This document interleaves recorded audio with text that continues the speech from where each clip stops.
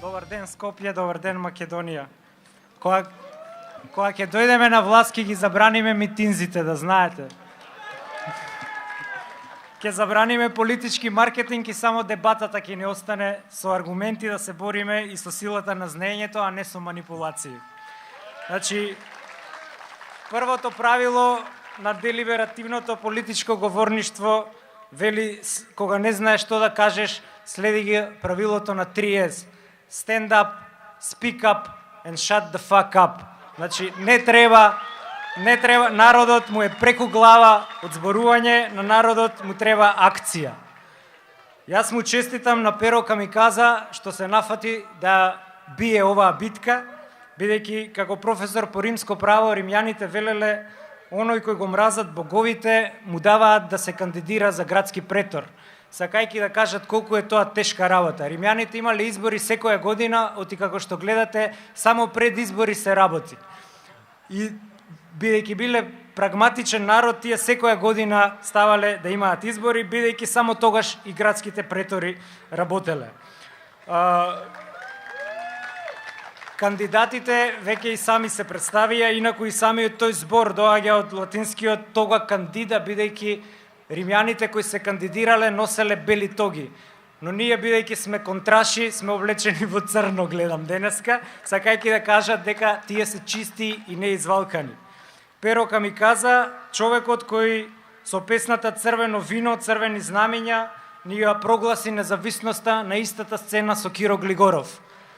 Значи, токму тој човек го имаме за наш кандидат, човекот кој е инспирација на многу генерации и, како што кажа, човекот кој никогаш досега не се шитнал за оваа или онаа власт. И затоа со гордост и со чисто срце го предложивме, затоа што сметаме дека тоа е вин-вин ситуација. Младите кои се со левица и возраста и искуството кое што го има Перо Камиказа со своји 62 години да се нафати на една ваква прилично нечесна, прилично валкана кампања. Меѓутоа видов една слика, Перо има јаки стомачни и мислам дека стоички ќе ги издржи, како за негова возраст многу добро се држи.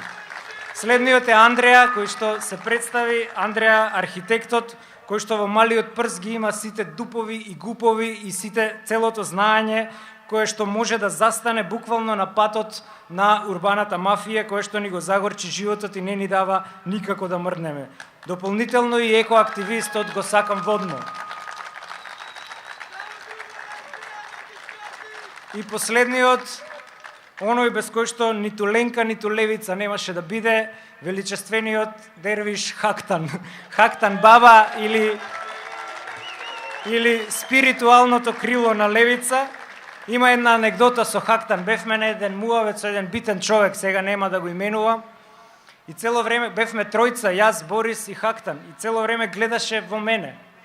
И јас, пошто сум шегаджија на моменти, го сецнав и му викам, не гледај во мене, викам, овој ни е главниот. И он гледа во Хактан, викам, јас сум само фасада за по телевизија, без овој нема левица. Хактан е онтологијата на левица, Хактан е политичкиот субстрат на левица. Феноменот левица е уште една символика. Движењето за социјална правда Ленка почна токму на овие клупи, бидејќи немавме ниту просторија, ниту пари. Почна во една тегла каде што се собираа пари за хамери, за спреови и така почна нашиот политички активизам. За да по десетина години веќе според Европскиот политолошки форум левица застана на чело на најбрзо растечко левичарско движење во Европа. Пробивот кој што левица го направи ни кажува дека сме на правиот пат. Прво не игнорира, потоа ни се подсмева, сега се во фаза на напаѓање, едно време не бркаа од работа, речиси нема некој од нас кој не е избркан од работа и сета оваа Сорос клика и таа NGO општина со нивните медиуми до ден денес ја гаат таа пизма спрема левица, но конечно дојде времето кога ни се плашат и треба да ни се плашат, бидејќи ќе бидеме сурови и безмилосни кон нивните криминали и кон нивните предавства. Бидејќи левица не простува и левица не заборава за сите овие зулуми кои што ни ги направија. Локалните избори, почитувани другари, не се само за шахти и за канализации. Согласно нашиот закон за локална самоуправа, 90% од нашето секојдневие зависи од локалните избори. Тука се директната демократија како форма која што кај нас е подценета, тука е локалното самоуправување, комуналната грижа, екологијата, меѓугенерацијската солидарност, јавните услуги, урбанизмот, сообраќајот. Значи има суштински битни работи и затоа овие избори се избор помеѓу апатијата и партиципативноста, помеѓу легнување на брашното и пркосот против домашните окупатори и квислинзи, против наместените тендери, а за фер шанса за вработување, против башибозукот кој што го воведува како систем, а за ред, правда и поредок. Левица е на пат да воведе ред во безредието и закони во беззаконието. Сакам да ви порачам дека нивната привремена моќ која ја гледаме е само жива рана полна со корупција. Немојте да верувате дека се толку јаки. Дојде времето од исто место нашиот свет да стане против нивниот. Социјалдемократскиот сојуз на нашата земја не е само наш политички,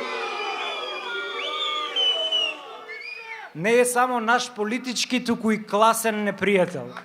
Значи Шилегов со неговите викендици кој помина од Лига за демократија преку ЛДП, преку СДС, за да заврши со милионски суми на сметка, со викендици по Маврово, со деловни објекти во Трговски, ќе ги срушиме нивните династии сантим по сантим за да створиме подобар свет.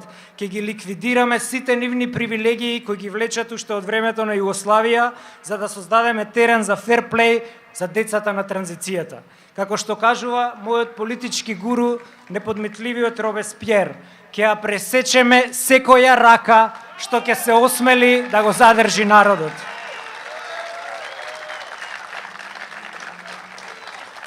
Затоа апелирам, термометарот на жестокоста во критиката не смееме во оваа кампања да го спуштиме ниту за степен. Има да се казнат угнетувачите на народната волја, оти тоа за нив е милост. Варварски е нив ако им простиме. Кога гледаат како левица станува најбрзо растечка парламентарна партија, нивниот злобен восклик сега е милосрдие. Дајте да се помириме. Но овој пат ние од тука ви велиме, тоа така не може. Да им простиме на слабите, да. Да им простиме на несрекните, да. Но корумпираниот човек е политички непријател на нашата република и тој за неа е толку поопасен колку се поголеми услугите што тој Боже ми ги направил. Само честниот човек има право на прошка од својот народ. И затоа ќе го цитирам големото левичарско фраериште Антонио Грамши. Затоа ние мразиме индиферентни. Ги презираме оние кои не учествуваат и оставаат полуписмени идиоти да ни ја водат и општината и државата. Тоа веќе нема да биде така. Аманетот на мојот сограѓанин Рацин, големиот велешки комунист, кој секогаш, кога паѓаше духот на неговите другари, писмата ги завршуваше со слоганот "Ке победиме". Или на англиски се само 3 букви. WIN. В е за work with others. И е за involve in life. И Н е за never quit. Само работејки заедно, инволвирајки се во животот и никогаш не откажувајки се, бидејќи имавме моменти на слабости. Не банкротираа, малте не забранија, но како пира и повторно изникнуваме за на овие избори да им ги поматиме сметките. Ке го срониме нивниот свет и нов ке направиме братски. Да живее Црвено Скопје, да живее Македонија.